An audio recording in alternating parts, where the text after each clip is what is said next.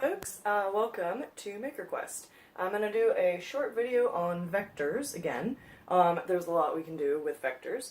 And I had someone ask me about vectors in 3 dimensions. So here we go. Let's see if I can angle this towards my chalkboard a little better. Okay, cool.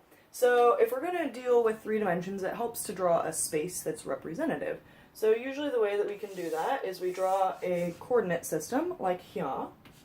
And then we add a 3rd dimension. Boop! So it's kind of hard to represent 3 dimensions on 2D. So this line is basically kind of pointing out at you. And people have their preferences for which axis they label. I like this one as X, this one is Y, and then Z points at you. Okay, so then I draw my vector, which I'm going to call V. Yay, vector. And then if we want to break our vector down into components, we can say, okay, so I'm going to draw a line. I'm going to fix that so it's a little smaller. I'll draw a line down to the ZX plane, and then a line from the origin to that. So this line is on the ZX plane.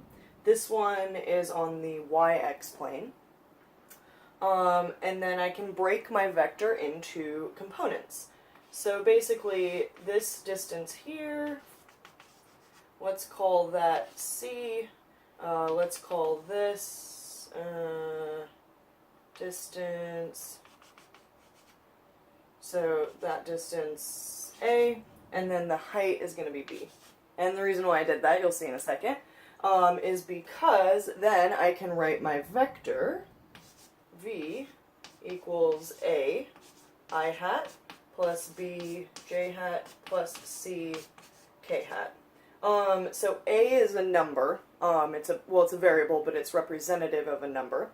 I hat is what's called a unit vector. If you watch my previous video on vectors, the unit vector is has a length of 1, and it points in the direction of an axis. So the I hat vector has a length of 1, and it points in the direction of the x-axis. The j hat vector has a length of 1, and it points in the direction of the y-axis. And you probably guessed the k hat vector, length of 1, points in the direction of the z-axis. So that actually brings me to the next point, magnitude. So the magnitude of our vector is actually the square root of a squared plus b squared plus c squared. And by magnitude, I mean length. So how long is this line?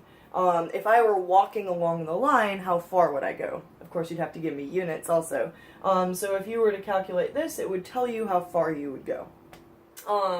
And when we write our vector like this, it tells us in what direction it's pointing. Because it's like, okay, we go A along the x-axis, B along the y-axis, and C along the z-axis. Alright, so that's vectors in 3 dimensions. If you have any questions about this, please let me know. Thanks very much for watching, and see you next time.